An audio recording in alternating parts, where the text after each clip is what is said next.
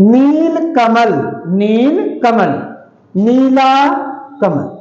कमल हमारा मुख्य वस्तु है और इसकी विशेषता है कि वह नीला है, ठीक ना। इन चारों का उदाहरण मैंने बताया। उपमेय क्या हो जाएगा? उपमेय होगा, कमल की तुलना हम कर रहे हैं नीला से, कमल की तुलना हो रही है तो कमल हमारा उपमेय है और उपमान नीला है, नील कमल, ठीक। और 5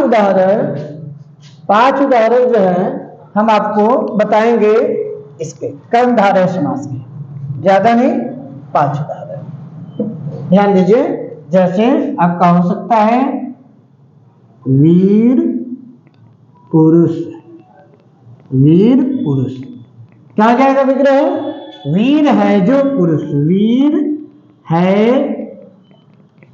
जो पुरुष, वीर है जो पुरुष, वीर पुरुष। अब आपका दूसरा है मृग नयनी, मृग नयनी, मृग के समान,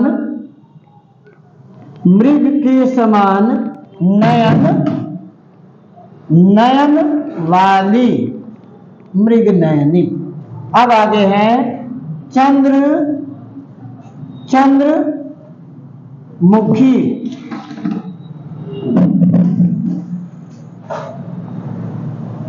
चंद्र के समान, चंद्र के समान मुख वाली, चंद्रमुखी। अब है पुत्र, पुत्र रत्न, क्या हो जाएगा? पुत्र ही है रत्न, पुत्र ही है रत्न।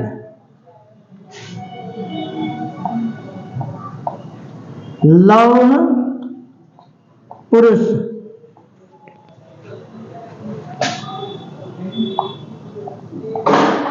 लौह के समान पुरुष, लौह के समान पुरुष। ये सभी उदाहरण कर्मधारय समास के अंतर्गत आते हैं, ध्यान दीजिएगा। पहला पद उपमेय और दूसरा पद उपमान, या पहला पद विशेषण और दूसरा पद विशेष्य, कर्मधारय समास के। आते हैं द्विगु समास के तरफ, द्विगु समास के तरफ ध्यान दीजिएगा।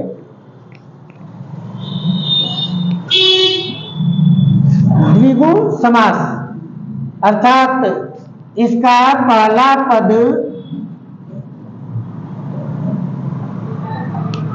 पहला पद संख्या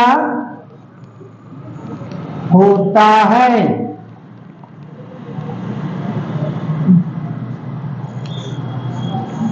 द्विगु समास का पहला पद संख्या होता है। अब बस यही इसकी पहचान भी है, पहला पद संख्या हो तो क्या कहेंगे? द्विगु समास कहेंगे। जैसे चौराहा, क्या हो जाएगा? 4 राहों का समाहार, चौराहा। अब देखो नवग्रह, 9 ग्रहों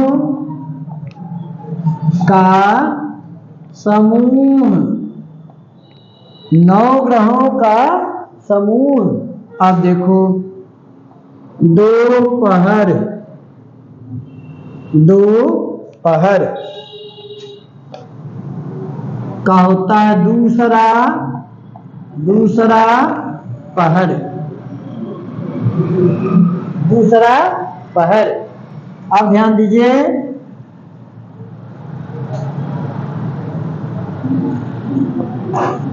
अब आगे हो जाएगा त्रिवेणी, तीन वेरियों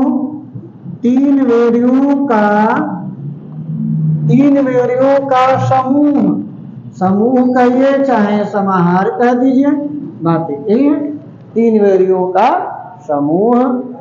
अब देखो आगे होगा त्रिभुवन, त्रिभुवन तीन भुवनों का समाहार, तीन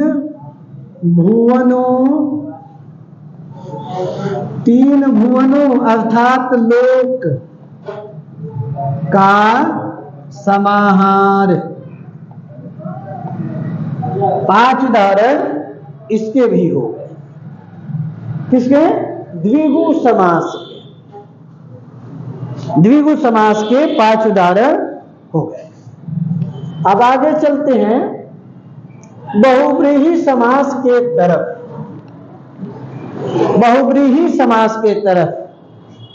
ध्यान, जिसके दोनों पदों में से कोई भी पद प्रधान नहीं हो उसे बहुव्रीहि कहेंगे। दोनों ही पद अप्रधान हो, दोनों ही पद अप्रधान हो उसे हम बहुव्रीहि समास कहते हैं। कोई तीसरा पद आकर के इन दोनों का अर्थ स्पष्ट करे, कोई तीसरा, कोई भी तीसरा पद आए और दोनों अर्थ, तीसरे पद से हम दोनों अर्थ को निकालते हैं। ध्यान दीजिए, जैसे आपका हो जाएगा, ध्यान दो, आपका शब्द है गजानन, गजानन, गज का आनन, गज का आनन है जिसके वह, अर्थात सब लोग जानते हैं गज का आनंद किसका होता है? गणेश का ही तो होता है ना, कह सकते हैं गणेश। जहां गजानन शब्द आता है हम गणेश से ही उसका अर्थ निकालते हैं। अब देखो, जैसे आपका होता है चतुरानन, चतुरानन, चार आनन है जिसके वह, सब लोग जानते हैं चार आनंद तो ब्रह्मा जी के ही होते हैं। चतुरानन अर्थात ब्रह्मा, लिखा नहीं जाता लेकिन अर्थ तो यही लगाया जाता है ना, चतुरानन, 4 आनंद है जिसके, अर्थात ब्रह्मा। अब देखो, जैसे चंद्रशेखर, चंद्रशेखर,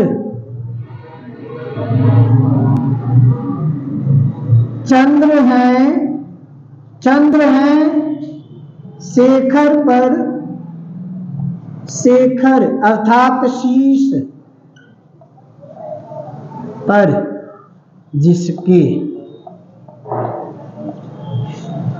चंद्र है शीश पर जिसके वह, सब लोग जानते हैं किसके सिर पर चंद्रमा होते हैं, अर्थात शिव।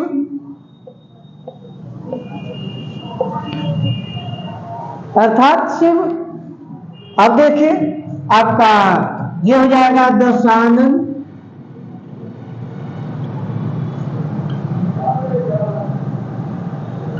दस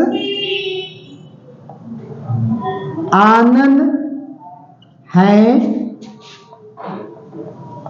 जिसके वह, सबको पता है कि इसके 10 आनन है। रावण को कहा जाता है, जहां 10 आनन शब्द आए लोग एक ही अर्थ निकालते हैं, रावण। अब देखिए आगे है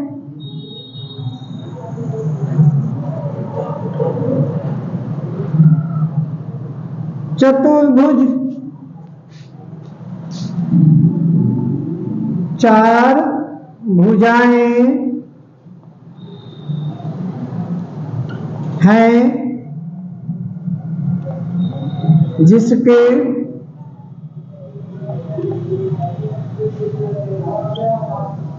चार भुजाएं हैं जिसके वह, अर्थात सबको पता है विष्णु भगवान के जब भी देखोगे तो चार भुजाएं उसमें दिखाई देगी, कहीं भी चार भुजाएं। पांच उदाहरण इसके भी। यहां पर एक बात ध्यान देने योग्य है कि पहला पद हमने द्विगु समास में कहा था पहला पद संख्या हो, तो यहां भी तो कुछ समास है जिसमें पहला पद संख्या हो रहा है। फिर अंतर क्या है? अंतर यह है कि पहला पद संख्या हो लेकिन किसी विशेष अर्थ के तरफ संकेत न करे। पहला पद संख्या होगा तो हम द्विगु कह सकते हैं, लेकिन यदि पहला पद संख्या है लेकिन किसी विशेष अर्थ की ओर बोध करा रहा है, संकेत कर रहा है, तो उसे हम बहुब्रीहि समास कहें। जैसे चतुरानन पहला पद संख्या है, पहला पद संख्या है लेकिन विशेष अर्थ से इसका हम बोध कर रहे हैं, विशेष अर्थ से ग्रहण कर रहे हैं तो ब्रह्मा जी से, तो वो हो जाएगा बहुब्रीहि समास। भूल कर भी गलती से भी द्विगु समास के तरफ मत लगाइएगा, अन्यथा गलत माना जाएगा। अब हमारा आखिरी समास है द्वंद्व समास। याद रखिएगा, द्वंद्व समास दोनों पद प्रधान हो, दोनों पद प्रधान हो उसे हम द्वंद्व समास कहते हैं। दोनों ही पद प्रधान हो। अक्सर देखा गया है कि प्रायः विपरीत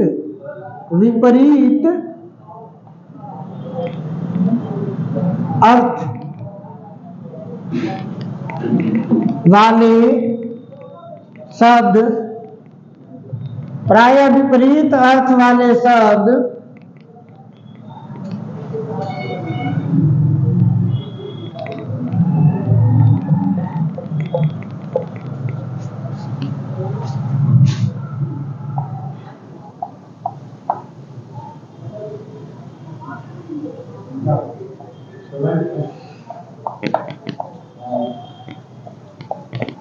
ध्यान दो, प्रायः विपरीत अर्थ वाले शब्द इसके उदाहरण में प्रयोग किए जाते हैं द्वंद्व समास में। उदाहरण हम अभी बताएंगे तो आपको लगेगा हाँ ये बात सही है। और दोनों पदों के बीच में अक्सर ये चिन्ह छिपा रहता है, ये इसे हम कहते हैं योजक चिन्ह। क्या कहेंगे? योजक चिन्ह कहते हैं। दोनों पदों के बीच में ये लगा रहता है, योजक चिन्ह कहते हैं। पांच उदाहरण इसके भी हम यहाँ पर बता देते हैं। ऊपर जगह का अभाव है, नीचे तो ऊपर बता देते हैं, ध्यान दीजिए। जैसे मान लो आपका शब्द हो रहा है अमीर गरीब,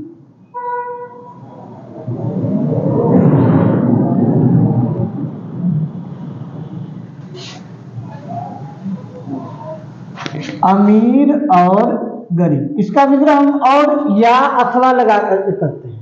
विग्रह कैसे करते हैं? इसका विग्रह करते हैं और या अथवा लगाकर इसका विग्रह किया जाता है, अमीर और गरीब। ध्यान दीजिए, हमने यहां लिखा है ना प्रायः विपरीत अर्थ वाले शब्द इसमें प्रयोग किए जाते हैं। यहां देखिए, देखो विपरीत अर्थ है ना, अमीर का विपरीत होता है गरीब। अब देखिए ऊंच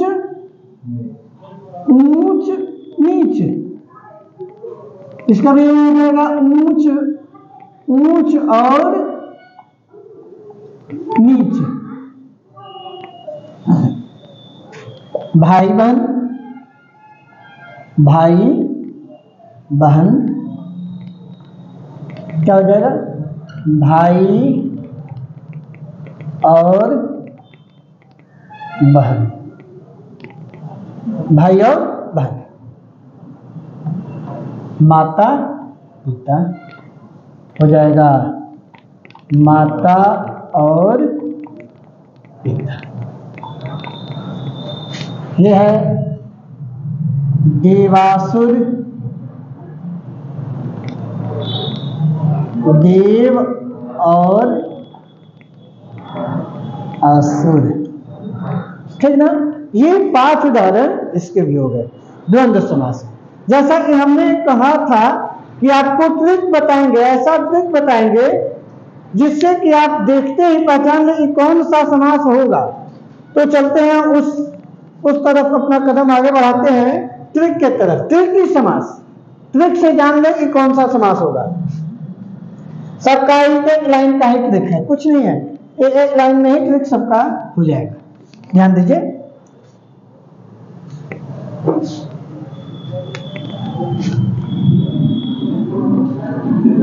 इसमें हमने आपसे कहा था ना एक और दूसरा भी ट्रिक बताएंगे, तो ध्यान दीजिए।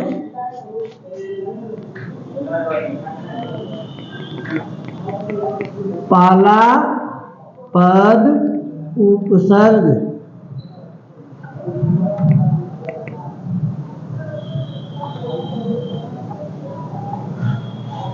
पहला पद उपसर्ग होगा तो अव्ययीभाव समास। अब यदि कोई शब्द आपको दिख जाए तो उसके 2 भाग कर दो। देखो कि अगर पहला पद उपसर्ग है, अगर है तो सीधे सीधे आंख बंद कर आप अव्ययीभाव समास कर सकते हो। पहला पद उपसर्ग होना चाहिए, जो हमने पहचान बताए थे, ला, यथा, भर, प्रति, परि, अनु, वे, नि, निर, ये सब बताए थे ना, तो ये उपसर्ग ही तो है। जैसे एक उदाहरण देख लो, जैसे मान लो आपका शब्द क्या है, आपका शब्द है अकारक, अकारक, तो इसमें हमारा अ क्या है, उपसर्ग ही तो है, अकारक उपसर्ग है, बताया था ना, आ, तो ये सब उपसर्ग ही तो होते हैं। ठीक, ज्यादा विचार करने की बात नहीं है, बस किसी शब्द में आप देख लो कि उपसर्ग से युक्त शब्द है तो अव्ययीभाव समास। आप ध्यान दीजिए, अव्ययीभाव समास में एक और देखना होता है, एक ही शब्द यदि 2 बार प्रयोग किए जाएं, एक ही शब्द यदि 2 बार प्रयोग कर दिए जाएं तो भी क्या होता है, अव्ययीभाव समास होता है। तो भी क्या हो जाएगा, अव्ययीभाव समास। एक ही शब्द 2 बार प्रयोग किए जाएं, यहां लिख देते हैं ताकि समझ जाना, एक ही शब्द 2 बार आए, एक ही शब्द 2 बार आए तो अव्ययीभाव समास। ठीक है, चलते हैं आगे तरफ। अगला तत्पुरुष समास में कारकों की विभक्ति दिख जाए, कारकों की विभक्ति दिखे तो तत्पुरुष समास है। बस बाद वाले पद की प्रधानता होती है, लेकिन कारकों की अगर विभक्ति दिख जाए, कारकों के चिन्ह दिखे, कारकों के चिन्ह यानी विभक्ति होता है, 4 कारकों के चिन्ह दिखे तो तत्पुरुष समास। ठीक, चलते हैं तो उदाहरण समास के तरफ। तो 2 पद होते हैं, दोनों ही एक दूसरे की विशेषता बताएं, क्या होता है इसमें। कर्मधारय समास में क्या हो जाएगा, विशेषण विशेष्य होंगे, विशेषण प्लस विशेष्य होते हैं, तो आप समझ लो कि क्या है, कर्मधारय समास है। ठीक, या इसमें हो सकता है उपमेय प्लस उपमान होगा, तो आप समझ लेना कि कर्मधारय समास है। आगे द्विगु समास तो हमने बता ही दिया है, इसमें पहला क्या होता है, पहला पद संख्या होता है। पहला पद संख्या हो तो कह देंगे, क्या चीज कह देंगे, कह देंगे हम द्विगु समास। अब ध्यान दीजिए, लेकिन विशेष अर्थ का बोध कराता हो तो द्विगु नहीं होगा, फिर वो कोई और होगा। ध्यान दो, आगे बहुब्रीहि समास की तरफ चलते हैं। दोनों पद अप्रधान हो, अप्रधान अर्थात श्रेष्ठ कोई भी नहीं है, दोनों ही पद अप्रधान। और यहां दोनों पद प्रधान हो, ठीक एक दूसरे के विपरीत, दोनों पद प्रधान हो, उसे कह देंगे द्वंद्व समास। ये था समास का आज का क्लास, जो कि आपको आपके परीक्षा में बहुत सी परीक्षाएं होती है जिसमें समाज से संबंधित सवाल आते हैं, और ये आपको सवाल हल करने में मदद करेगा। धन्यवाद।